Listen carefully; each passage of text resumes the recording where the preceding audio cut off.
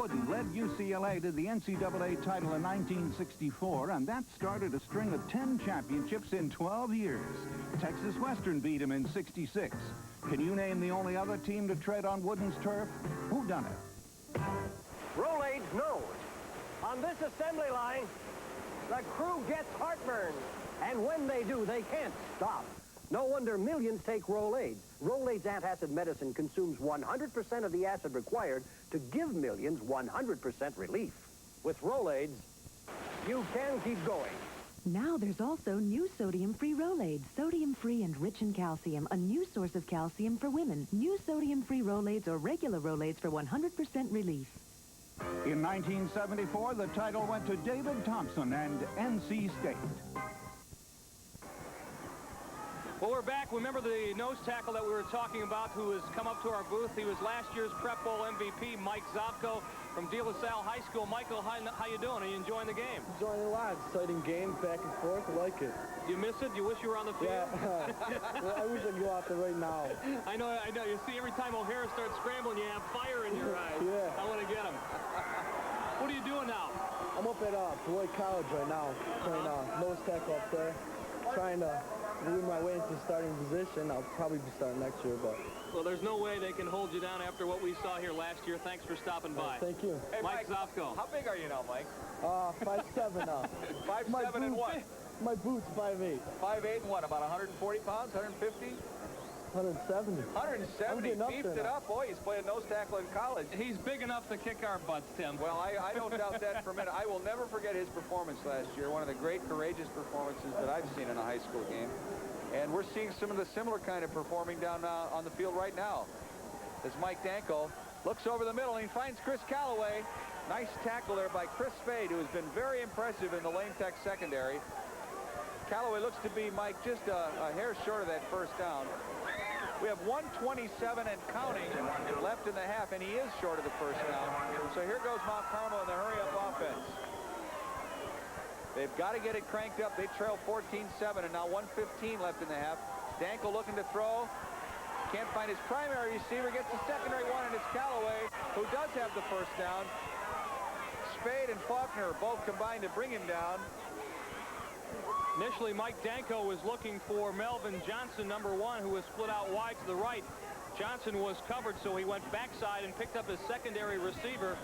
Boy, they really moved that play quickly, too. Chris Calloway, we told you he was fast.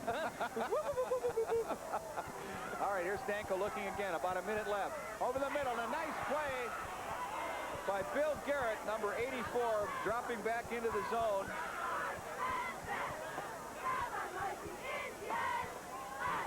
Dennis Green down on the sidelines. What do you think, Coach? Can they get it in here in 59 seconds? Well, I tell you, it's really going to be difficult because Lane Tech is doing a good job with their pass defense, and I think that in order to go deep with 59 seconds, they're probably going to try to get a crossing pattern.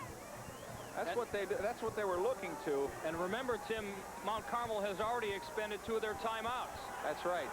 All right, he gets it wide to Bonner. Bonner, who wisely gets out of bounds. He's knocked out by Brian Aranza, the left corner for Lane Tech. Looks to have picked up about 8 yards on the play. So with 53 seconds to go, Carmel's facing a 3rd and 2 or 3. Let's call it 2. There's Frank Lenti yelling some instructions to his quarterback, Mike Danko. Lenti, well heeled in the Catholic League tradition, Mike, as you mentioned earlier. There's Danko looking over the middle. Almost picked off by Garrett. Melvin Johnson was the intended receiver there.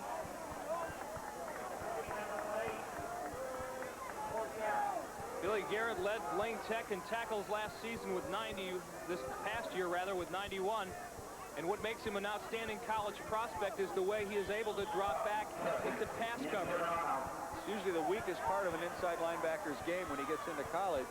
All right, Danko on 4th and 3 now, going for it all. He's throwing it up. He's well covered. Oh, my goodness, and he caught the ball, but out of bounds.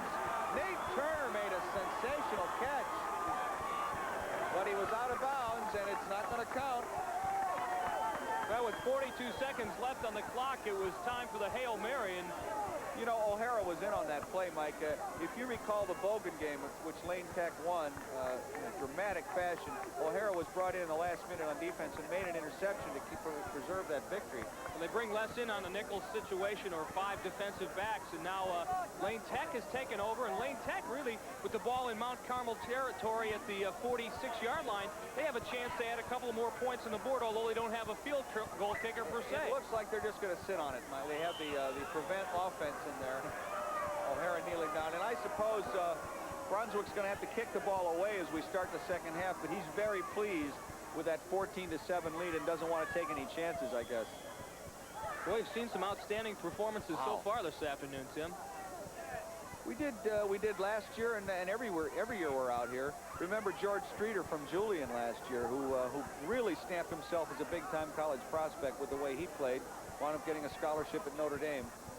And O'Hara is just going to let the time run out as Lane Tech goes into the locker rooms with a 14-7 lead over Mount Carmel. An exceptionally well-played first half from both sides of the line. You couldn't say that you're surprised, are you, that Lane Tech's sitting on the lead? Not at all, because we know Frank Lenti said it about Lane Tech. Mount Carmel's coach said it about the Indians, that, hey, they're as good as any Catholic League team we've faced all year, maybe any team we've faced all year, and they've shown it this afternoon. Both touchdowns were really, the similarities are really stunning. It looks like that you've got Lane Tech stopped and they come up with a great big play. But Dennis Green, we've known all along that Lane Tech has some big play players, don't we? Oh, we really do. You know, with Les O'Hara and also Cochran inside, you know, they've been outstanding. Now, I'm here with Coach Bronswck, and he mentioned earlier about the passing attack. Coach, what do you think has been the key for you in your first half, 14 points? Well, it's been the pass. We're trying to keep them off balance. We're running that veer. They're on our fullback, and we're getting to the outside. But to keep them honest, we're throwing the ball every once in a while. What do you think as far as the second half with your defense, with a 7-point lead? How important will Bill Garrett be, and how's his ankle? Well, Bill's ankle is fine as far as I know, and the defense has to play really tough. Mount Carmel is a good football team, and there's no way they're going to give us a game. We got to stay in there and play real tough defense, especially that pass. Coach, great first half. Good luck in the second half. Okay, back to you, Tim and Mike. All right, Dennis Green with Coach Sam Bronswck, who goes into the locker room, a 7-point leader at this point, but he's certainly got the situation pegged, Mike. Mount Carmel's not going to give it away. And do you think Dennis is excited, boy? Hey, listen, this broadcasting business is almost exciting as coaching. We'll continue with more excitement right after this.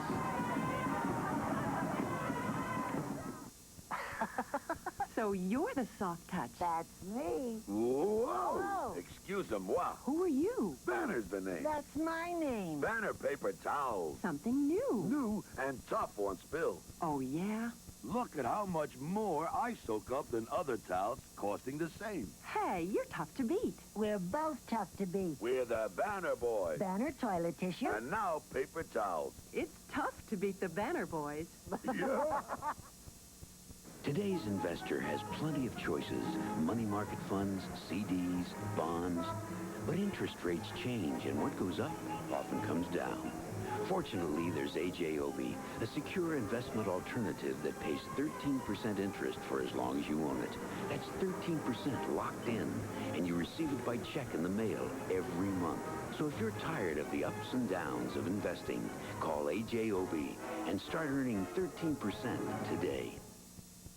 It's going on now. The running of the 48-hour half-price marathon sale at the Waterbed Mart.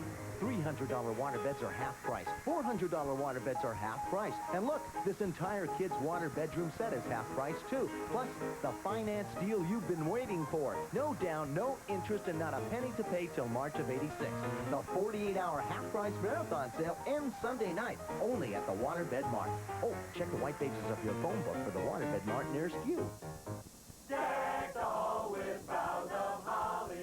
No matter what you do this holiday season, you'll want to stop and take time out for Highland's Holiday Sale with some of the lowest prices of the year, like this Tappan 30-inch gas or electric range, just $244, save $55, and this Zenith 25-inch color console TV with remote control, only $437, save $162. Highland's Holiday Sale ends Monday night, so don't be left out in the cold. Now we're back live at halftime of the Prep Bowl with Lane Tech leading Mount Carmel 14-7. watching Sam Bronswck talk to Dennis Green, Mike, it's really incredible. I was talking to his son before the game, Bronswck. When you're a high school football coach, you eat, sleep, drink, breathe football. It's great. It's really, it's a total lifestyle. Especially at this time of year, too. You know, you'd think they'd be kind of burned out after playing so many games and after being eliminated from the state playoffs, per se. It just goes to show you that this Prep Bowl, even though it's lost some of its significance over the years, is still an important game, still an exciting game, and still great for the city of Chicago. Football coaching, of course, is like broadcasting or farming or anything. It's more than just a living. It's a lifestyle. Dennis Green does it for a living, and it's a lifestyle. But Dennis, one thing you can say for the high school coaches, they don't have to recruit as much as you have to recruit, although they do recruit. How's your recruiting doing? Well, I think our recruiting is really moving along real well, and there are a lot of players on the field today who we have a great deal of interest in. Of course, Chris Calloway is an outstanding player. Nate Turner next year is going to be one of the best around. When you look at Lane Tech and Bill Garrett on defense, he's a guy that's making a lot of things happen. They're running some blitzes. He's applying a lot of pressure on Danko, and I tell you, he's all over the field. Les O'Hara, Cochran, there are a lot of good players out here today. Dennis, we were talking about Bill Garrett again. He has a great drop in pass defense. Does that make him a college prospect, that aspect of his game? It really does, because, you know, right now at Lane Tech, he plays inside linebacker, but he can play inside linebacker, probably outside linebacker, though at college. A lot of people are looking at him because he has tremendous quickness. He is 6'2", he weighs 215 pounds. He has great size potential. He's a very good football player. Well, there's so many very good football players. We talked to Mike Zovko earlier, the MVP. Nice little guy who just in there and does it all. Then you have the big-time prospects like Garrett. And we have a big-time prospect of our own back in the studio. He's got lots of sports action and sports highlights and information for you. I'm talking about JR, Jim Rose, without the hat. But, Jim, how about taking over the halftime show? All right, Tim and Mike, you guys are doing a fantastic job. Although I don't envy you, I like being in this nice, warm studio. All right, gentlemen, we'll see you in a minute.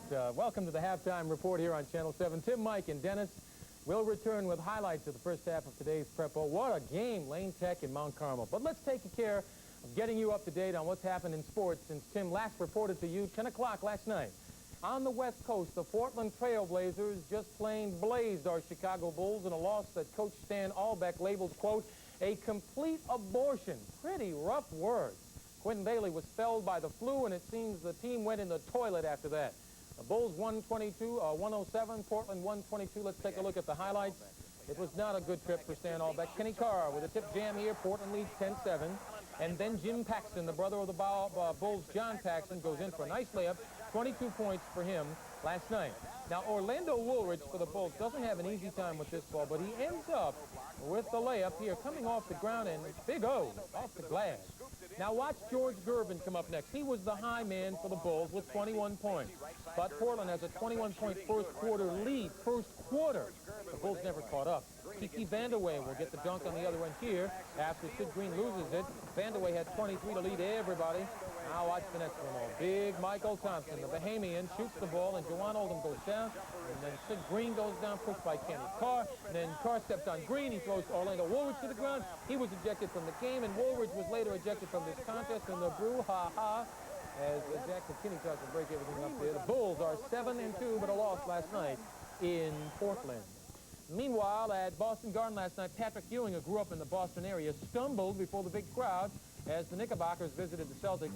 Quite traveling here, the big 7-foot All-American from Georgetown scored a pro career high of 29. And QB Brown has got to be having sleepless nights. Larry Bird, the story last night, he scored a game high of 31 points. Dishes to Kevin McHale here, tries to shoot, and tempers will flare a little bit after he was hauled to the deck. But then the referees got it settled down a little bit.